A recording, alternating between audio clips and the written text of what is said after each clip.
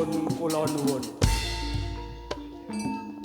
Sugeng sonten sugeng pepanggihan dumateng warga Langen Rukun Muda ingkang saking dusun Kembongan, Desa Brongkol, Kecamatan Jambu. Ingkang sampun sumadya paring panglipur dumateng para pamirsa budaya. Bismillahirrahmanirrahim. Assalamualaikum warahmatullahi wabarakatuh.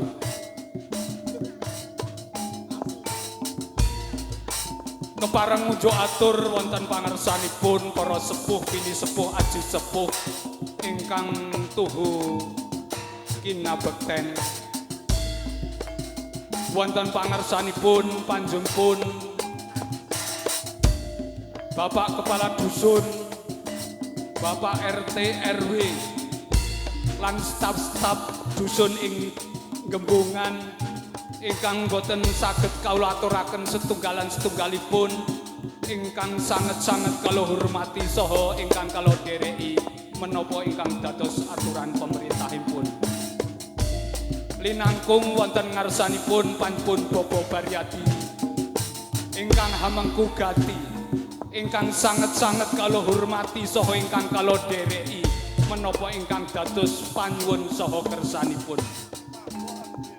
Dumateng sedaya warga Langen Rukun Muda saha panjenengan Bapak Ketua saha sesepuh kesenian sedayanipun ugi ingkang satu kala hormati. Dumateng para pamirsa budaya kakung Sumawana Putri ingkang kala tresnani. Kanthi bebukaning atur wonten ing wedal sonten punika monggo sareng-sareng tansah kawula dherekaken ngunjukaken raos puja puji dalah syukur wonten ngersa dalem Gusti ingkang Maha Agung lan Maha Welas ingkang sampun paring sekatek nikmat saha rahmat dhateng kula dalah panjenengan sedaya sehingga wonten titi kalodhangan wedal sonten punika saged pepanggihan wonten ing menika papan pentas kesenian kanthi ginanjar wilujeng boten wonten halangan satunggal punapa-punapa. Sholawat salam pun Allah mugi aturaken dumateng junjungan Nabi kita Agung Muhammad sallallahu alaihi wasallam. Salah setunggaling nabi ingkang kula lan panjenengan antu-antu saha ingkang kita gadang-gadang ingkang dados syafaat pilihunganipun. Amin amin amin ya rabbal alamin. Dumateng sagunging para pamirsa budaya kakung Sumawana Putri. Wonten ing mriki kawula minangkan saking warga Langen Rukun Muda ingkang saperlu kawula ngaturaken menapa ingkang dados aturipun saha ingkang dados panyuwunipun ingkang amengku gati panjenengan Bapak Baryadi dalah kuluwarsa. Ingkang sepisan kawula sak rombongan ngucapaken agunging matur nuwun ingkang tanpa pepindhan dumateng sesepuh kawula panjenengan Bapak Baryadi dalah sak keluarga ingkang sampun kersa hanimbali dhateng rombongan Langen Rukun Muda wonten ing wekdal punika. Lah kanthi atur saking keluarga ageng ingkang angka kalih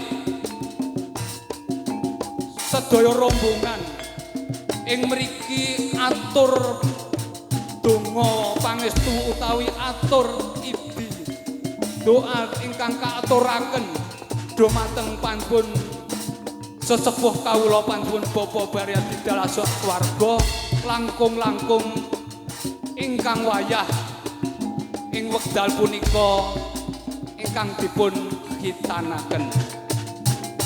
Ingkang salajengipun ing wekdal punika panjenengan sesepuh kawula panjenengan Bapak Baryadi sak keluarga menika ngawontenaken tasakuran nuwun inggih ngitanaken dhateng wayahipun ingkang asma Abtori Makmum putra saking panpun Bapak Rusmantos kalan Ibu Elfah Al-Muqaddimah saha keluarga ageng pantun sesepuh kawula pantun Bapak Baryati Ibu Parsia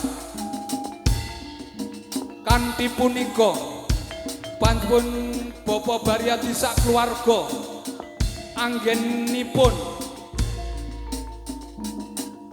ana tepi darmaning asepuh menika alhamdulillah sampun dipun ijabah saha dipun ridani dhateng Allah Subhanahu wa taala.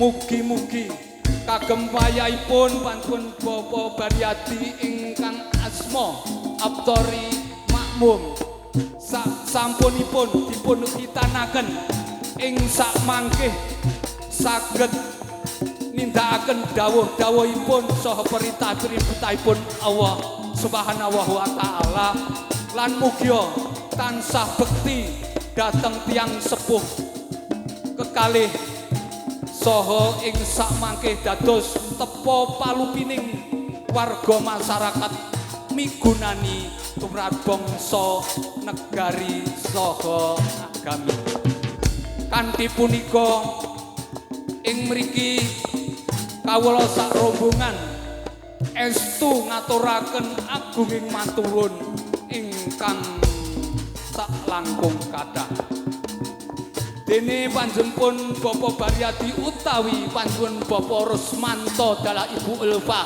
Al-Muqaddimah menika gadhahi nadar bilih ing sak mangke putra punika dipun khitanaken panjenengan Bapak Baryati dalah ingkang putra menika badhe angluari ingkang dados nadaripun pramila kagem para pamirsa kakung Sumawana Putri sesepuh bini sepuh kawula aturi nderek haneseni menapa ingkang badhe katindakaken ingkang dados nadar wonten ing sonten punika sarehne titiwancinipun wekdal sampun sameta pramila kanthi nadar punika badhe katindakaken kagem keluarga agung pantun sesepuh kawula pantun Bapak Baryati sekalian garwa kawula aturi siap wonten pentas kesenian punika.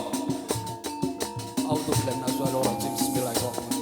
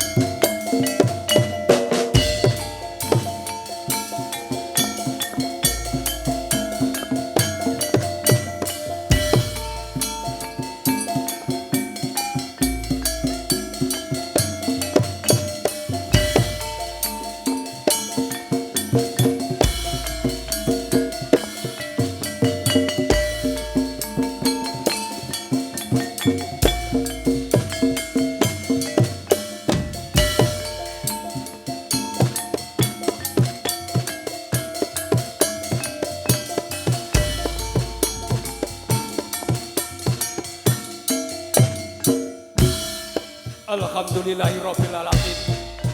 Mekaten lampahipun nadar pun Bapak Rusmanto Ibu Ulfah Al-Utama sampun dipun tindakaken saha lumampah kanthi lancar. Mugi-mugi kemawon kanthi nadar ingkang sampun dipun tindakaken Allah Subhanahu wa taala paring ridho. Sampunipun dipun luari kagem panpun Bapak Rusmanto Ibu Ulfah Al-Utama menika sampun gugur ingkang dados pangandikanipun. Mila saking punika kawula ingkang anjejeri wontenipun nadar punika bilih wonten kersa dalem Allah Subhanahu wa taala. Wonten kekiranganipun kawula nyuwun agunging pangapunten ingkang sak kata-katipun. Kanthi punika kawula ing mriki sanget matur nuwun dumateng panjenengan Bapak Baryadi saha rombongan ingkang sampun kawula nderekaken wonten pun pentas ing wekdal siang punika. Mekaten ingkang saged kawula aturaken wonten kirang langkungipun atur saking kawula. Kawula pribadi tansah nyuwun agunging samudra pangaksami. Akhirul salam wassalamualaikum warahmatullahi wabarakatuh. Sugeng amirsani dumugi ing paripurnaning pahyar-pahyaran ing pentas punika. Matur nuwun.